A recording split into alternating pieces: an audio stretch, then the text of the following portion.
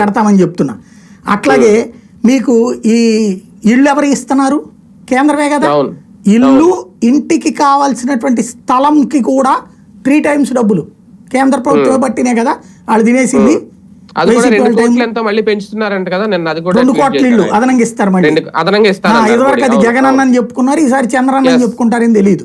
వాస్తవంగా ఇళ్ళన్నిటికీ PM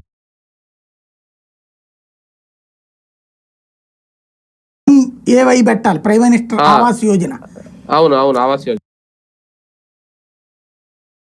అట్లాగే ఈ రాష్ట్రంలో కట్టిన ప్రతి రోడ్డు కేంద్ర ప్రభుత్వం, ఇంక్లూడింగ్ పల్లెల్లో వేసిన రోడ్లతో సహా. ఇప్పుడు పంచాయతీరాజ్ నిధులు ఏంటి? కేంద్ర ప్రభుత్వాన్ని. దానికి ఏ పనుల కింద ఇస్తున్నారు? దానికి ఉపాధి హామీ. మరి అది ఎవరు ఇస్తున్నారు? కేంద్ర ప్రభుత్వం. పంచాయతీరాజ్ నిధులు కేంద్ర ప్రభుత్వం అందే, వీటికి కేంద్ర ప్రభుత్వం డబ్బులే, పంచాయతీ రోడ్లకి. అట్లాగే హైవేలు కేంద్ర ప్రభుత్వం ఇస్తుంది, ఇంక్లూడింగ్ అమరావతికి, inner ring road, outer ring road, railway line ఎవరు కడుతున్నారు?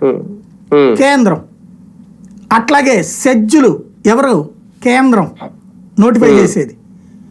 ఓవరాల్ గా రాష్ట్రంలో జరుగుతున్న డెవలప్మెంట్ ఈ 11 సంవత్సరాల్లో జరిగిన ప్రతి ఒక్క అభివృద్ధిలో, అంటే రాష్ట్రం మొత్తం లెక్క తీయండి, 100లో 85% కేంద్ర ప్రభుత్వాన్ని ఉంటుంది. కేవలం 15% మాత్రమే నాడు బాబైనా నేడు జగన్ అయినా మళ్ళీ బాబైనా. ఈ 15